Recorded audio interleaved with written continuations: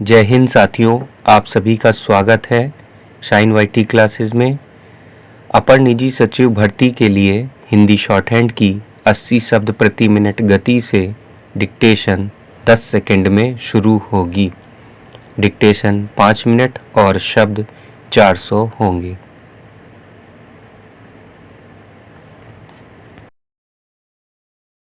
Start.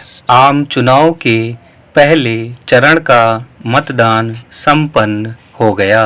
ज़्यादातर इलाकों में तेज गर्मी के बावजूद लोगों में मतदान को लेकर उत्साह देखा गया।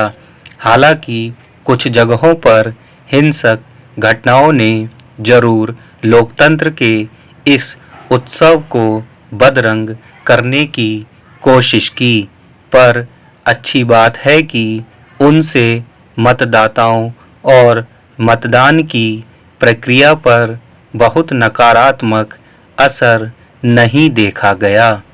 मणिपुर लंबे समय से जातीय हिंसा की चपेट में है और वहां पहले से चुनाव के विरोध का स्वर उभर रहा था।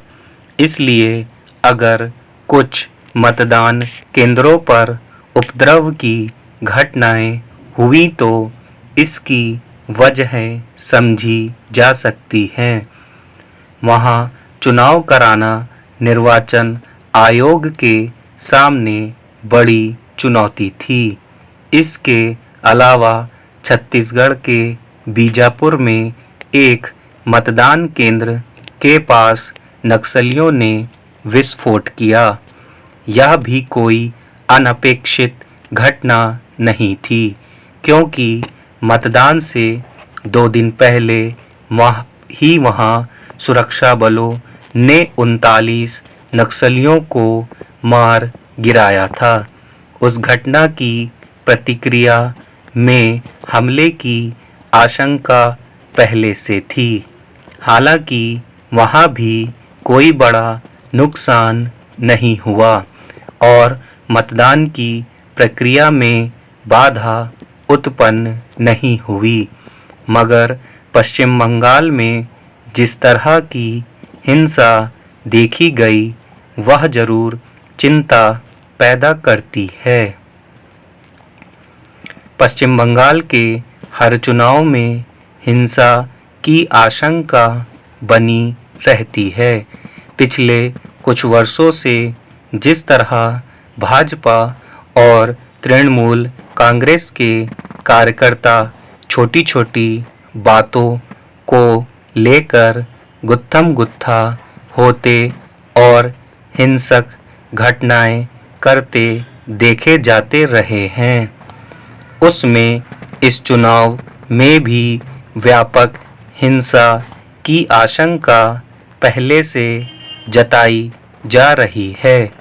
उसकी शुरुआत कूच बिहार में देखी गई।